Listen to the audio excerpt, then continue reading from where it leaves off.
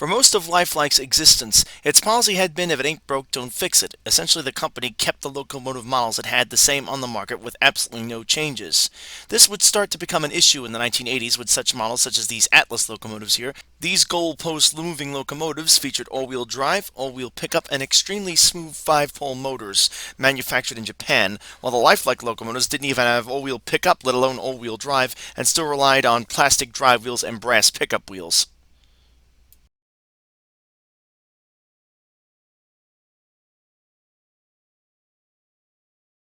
It wasn't just Atlas that was producing better models. Bachmann had also caught on to this new segment of the market of higher quality locomotives with their Spectrum line, all-wheel drive engines with better detailing and of course higher prices that the new segment was more than willing to pay, higher profit margins in short.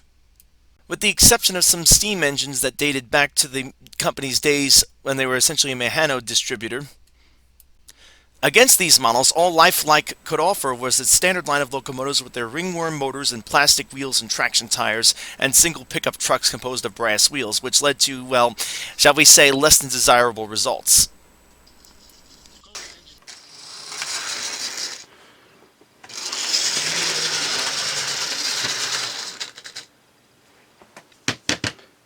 And yes, the track is clean.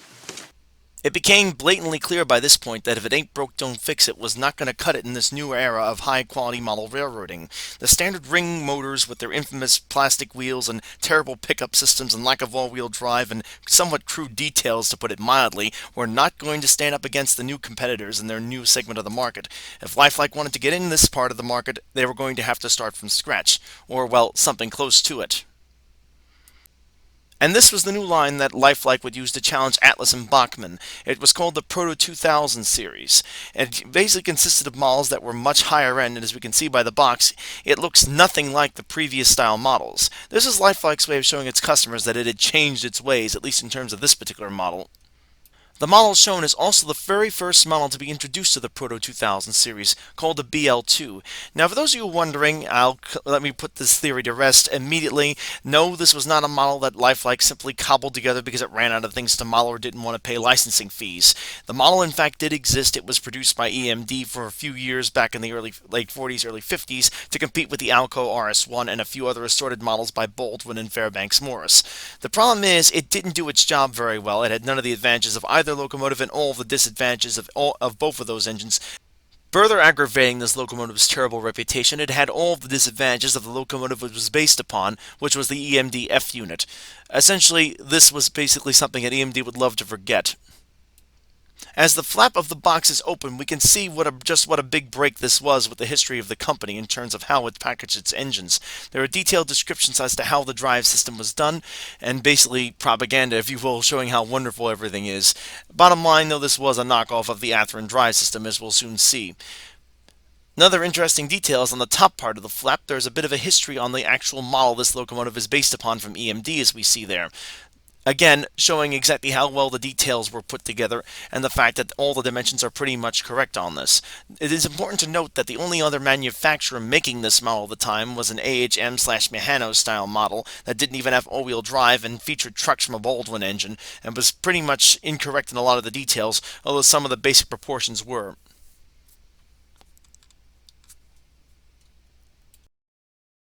A close-up shot shows that pretty much every rivet is where it's supposed to be, a complete departure from lifelike before. While their models weren't completely irrealistic, realism was never a main concern of the company. Again, the company was basically viewing its model railroad line as a way of staging and selling its other accessories, not as a product they could make money on by itself. Another detail not shown but should be mentioned is the way the couplers were attached to the chassis. They used a small plastic clip that unfortunately fell off as easy as it was to put on. These frequently got lost. And here's a close-up shot of the drivetrain itself. As you can see, it is at very best inspired by the actual drivetrain that was incorporated into the Athearn locomotives, but really it was a blatant knockoff.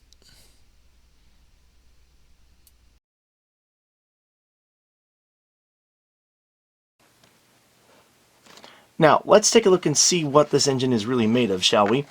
Now, you're probably thinking I'm crazy to be unboxing an engine that's in such pristine condition. Well, in fact, no, this is not the same locomotive. It is the same production number, etc., but it is in fact a part source locomotive that I picked up. I just haven't gotten around to working on it.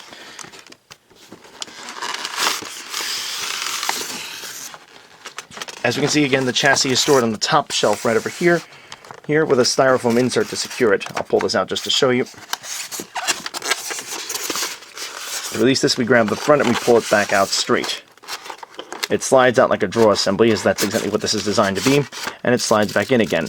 The early Mark 1s, as this type was called, as per their setup, because they are not DCC ready out of the box, were equipped as followed in terms of detailing. They were known for these really oversized sunshades that were sort of clipped on here via two holes onto the top of the frame.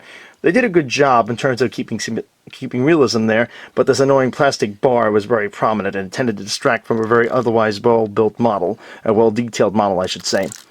In the front, we have all the necessary grab irons all installed, all beautiful looking as such, very well nicely done. Even the brake resistor and controllers are all in place. Very well built engine. And now the piece de resistance, if you will. Pardon my French there, because I'm not good at speaking it. This engine, again, has been hacked together a bit. Someone tried to convert it to DCC and didn't have very much luck. But in this state, again, is gives me the perfect status and basically approach to show you exactly what these things were built of. If we look at the bottom of the frame, we note the mounts. If one is wondering exactly how basically Lifelike managed to successfully get these models to run so quietly and smoothly, well, here's your answer.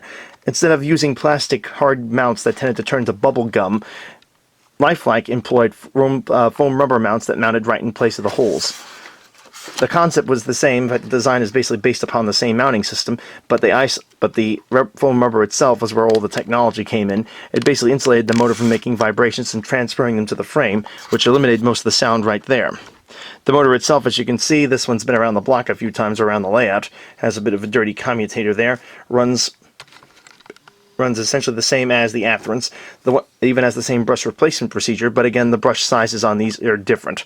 The hole is ever so slightly smaller, so you cannot use Atheran parts to repair these units. In fact, the brushes for these motors are no longer available, period. If you need to repair one of these locomotives with a bad motor, you're better off just switching it over to a blue box motor.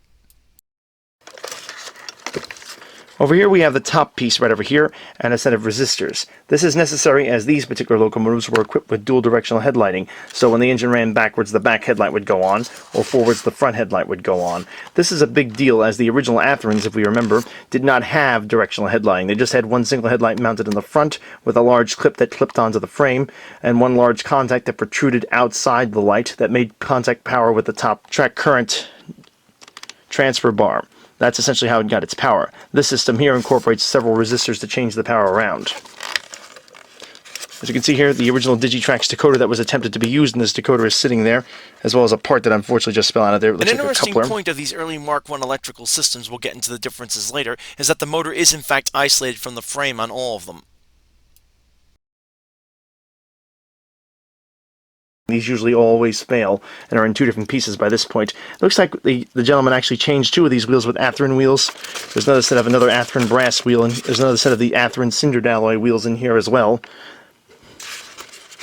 Not sure exactly what happened with this conversion, but I'll get more into this later on when I do work on this. I actually don't need this drivetrain. This will most likely get scrapped since it's had such a hack job done to it. Who knows if any of this works. The decoder itself I'm questioning, and it's actually not a very high quality one. It's an old DH123, as we can see, not very up to date. But bottom line, that's what these units were. A 2-bit blatant knockoff of the Atherans. Not necessarily a bad thing, but still, can you be any more obvious? I mean, look at this. I still could never get past the fact that I had the nerve to even keep these little clips in place. I mean, how much more iconic do you have to have it? Now, for those of you who doubt my statement about these engines being such a blatant knockoff of the Atheran system, just take a look at these clips. These happen to be Alco PA frames, and we can see here they have the same standard drivetrains in them, the same clips on the outside, the same pretty much everything. There's no attempt here to cover it up. Atheran essentially was basically ripped off. It's almost as like Lifelike was actually trying to pick a fight with Atheran or get someone in one of the board meetings to get into a confrontation with them because of how clear these things were knocked off. There was no attempt at all made to show how much they had basically reverse engineered the whole thing. Most likely, the main reason why this was allowed to go through and was never really challenged was the fact that, well, the Atherin drive system by this point was in excess of 30 to 40 years old. Any patent on it had most likely expired. Now, obviously, as time went on, things had to change. DCC was becoming an in thing by around the mid 90s, and therefore the models, if they were going to stay current, had to adapt with it. As we can see, the same thing went along with the Proto 2000 series. The Mark II system, as I refer to it as, was introduced. If we take a look here, the detailing is essentially the same. The same shells, in fact, are actually swappable between the two type frames. But if we take a look at the motor frame, we see that the flywheels have been massaged down. There is now a directional board on the top replacing the complicated wiring affair with all those resistors, with the light board now handling the directional headlighting, as well as a DCC ready 8-pin plug. Interesting note about this entire electrical system, while the system does have headlights wired into the DCC system on it, the plug I should say, the headlights themselves are not compatible with DCC in general. So if one were to upgrade this to DCC, even with the 8-pin plug models, you would have to change the headlights to something that would support the proper voltages, as the incandescent bulbs included just could not support them. And the Proto 2000 line was not limited to models like the BL2, no siree. Here's a model of a GP7, which we see here, as a similar drivetrain on it. This particular one, again, is equipped with the Mark II setup on it. Well, let's give her a test drive and see just how well she does.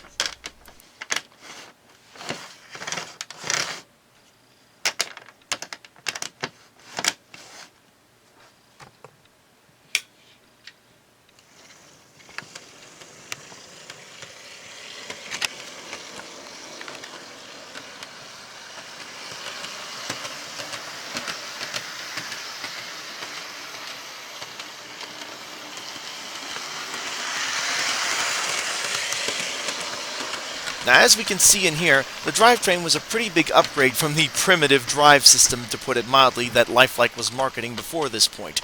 All-wheel drive, a center point mounted motor, and directional headlighting. Something that wasn't even in Lifelike's vocabulary. The ironic thing about this drive system is that it was older than the primitive drive system it replaced, and was at the same time still a massive upgrade to it, although admittedly with a few modifications to make it work with modern technology, including a DCC-ready plug. Now, it's important to note that while these drive systems were huge improvements over the previous systems available from Lifelike, they were not without their problems. The wheels in particular, as we see here, were prone to cracking and failing on the Proto 2000s. This would lead to the engine developing a very loud and annoying thumping noise as the train ran around the tracks. In fact, in particular with these early models, the brass-made wheels, which is one of the bizarre cost-cutting measures that Lifelike had put into this model, were known to be basically delivered in two different pieces. There was a not an uncommon feature. The end result was an engine that was basically broken out of the box. Luckily, Lifelike, for its existence, continued to support a warranty and would replace those wheels under warranty. All you had to do was write and basically send a note telling them exactly what was broken, and they would supply replacements. Unfortunately, this deal has long since passed. Let's go into some fine details on the Mark II shells. Another thing is, we can see the sunshades are no longer in place along the sides of the windows. They're gone now. All we have are just the standard windows installed. The detailing looks fresh and nicely detailed, but basically that's it. Another thing I should note is that on a lot of these second generation models, the opening doors that were available on the first generation units aren't there anymore. These doors are stuck shut if we take a look here.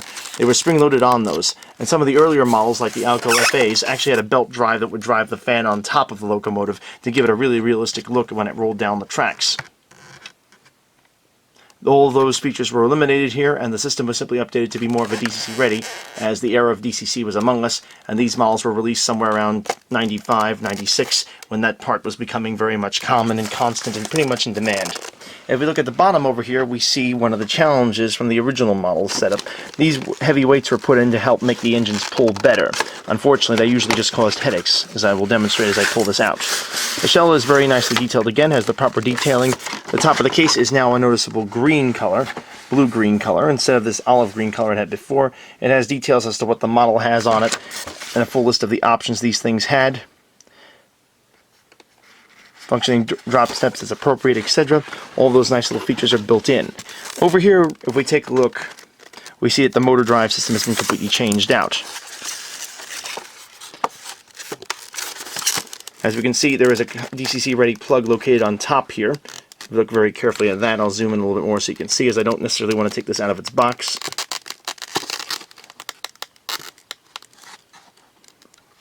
Along with several resistor chips which are there to operate everything else. Essentially, you could literally go out and buy an 8-pin DCC plug and plug it right into the unit itself. And turn this into a DCC-equipped locomotive.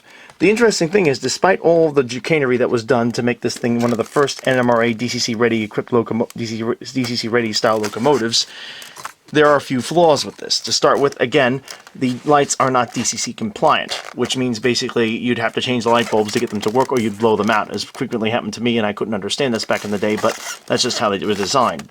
Not a very good move there. These locomotives also, yet again, were subject to cracking gears and, again, jamming up because of this terrible grease used in the worm gears, much more than the first generations were, as more of the grease was used. It appears that they changed production areas at this time and made the problem even worse.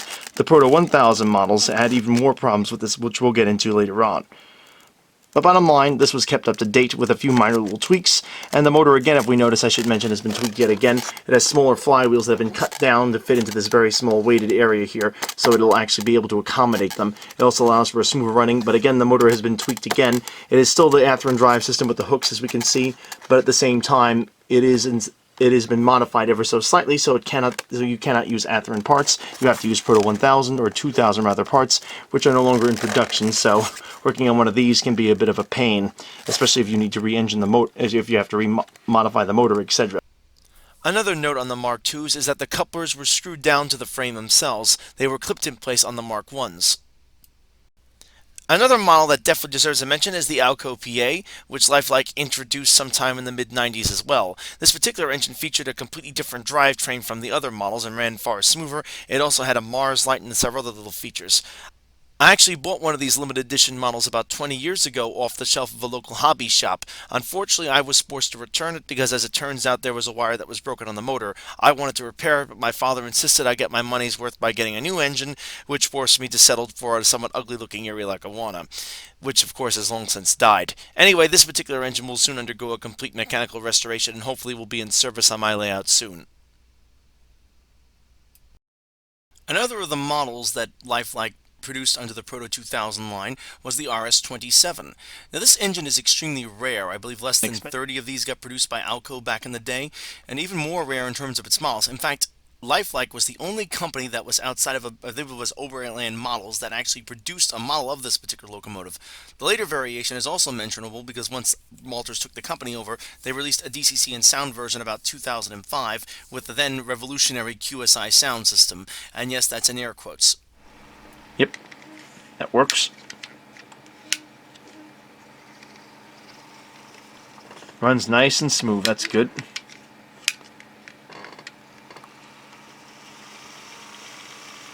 As you'll see in a second by how drastically different this engine is inside, Walters found it necessary to throw an extra set of screws in, I guess, to try to make sure it fit correctly.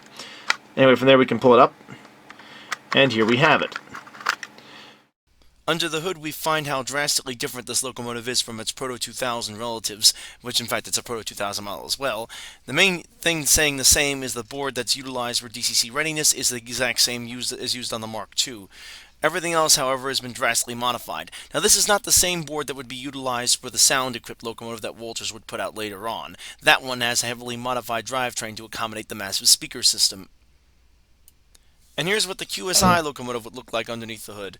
As we see, the chassis has been drastically altered. One side has this massive area which is actually a speaker enclosure, which in turn has the motor modified to fit through it. No flywheel on that particular end. There's only a single flywheel that goes underneath the weight that you see in the front right there, which is actually the rear weight, in order to get as much smooth running out of the motor as possible. Again, that flywheel had to be shaved down to accommodate it. And just for good measure, here's a close-up of the locomotive. Note the door handles on the doors themselves, a nice little touch that most manufacturers didn't bother with.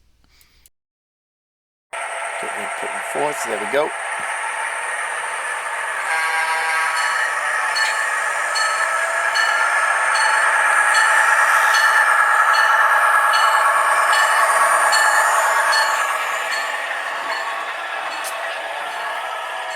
As we can see by this clip, these locomotives are good candidates to convert to full-on DCC and sound locomotives for modern layouts. This particular locomotive we see running here received an MRC, DCC, and sound decoder, as well as two LEDs. The whole conversion effort cost me about $50. Took I want to say about a few days to get done, as I didn't work on it consistently. The end results, however, are very, very, very good and very, very gratifying, as I took an engine that was broken and had broken gears when I started with it and turned it into something that is beautiful and I actually now enjoy running. Big enhancement considering what I started with. One of the bar extremes track right over there.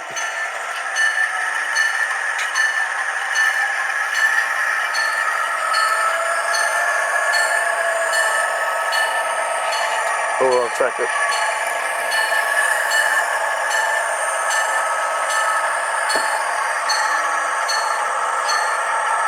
So track 2 right there.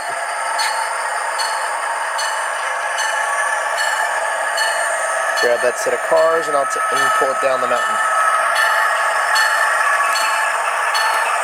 Have to manually hit the coupler up because of the curve.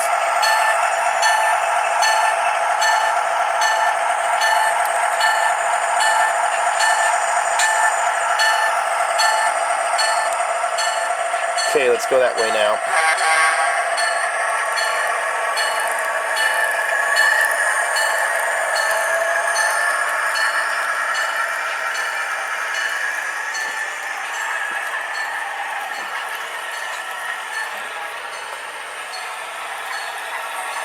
And away she comes down. Rear headlight working great, as you see. It always does that hesitation right there. I'm not sure what causes that to happen. They have some dirt on the tracks. I think it is an MRC, and they tend to be kind of pokey, these decoders.